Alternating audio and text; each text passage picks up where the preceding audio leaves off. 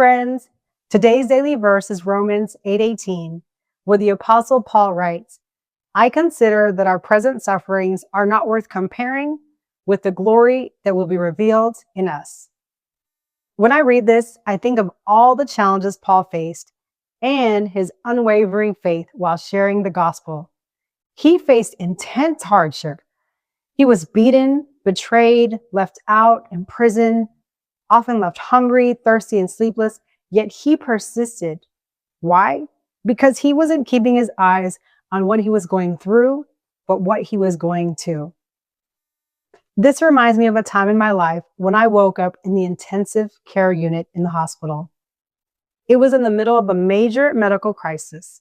I had multifocal pneumonia in both lungs, sepsis, and had gone into cardiogenic shock. But by the grace of God, I survived. Living through that was a miracle. When I left the hospital, I was struggling to breathe, in a wheelchair, and barely talking. And while I knew God had a plan for my life, the road to wholeness and wellness was daunting.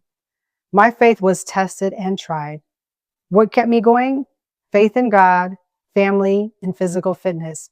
But most importantly, I chose to fix my gaze on God's word and believe what he thought about me. Not my circumstances, not my own strength, or not even my own perspective.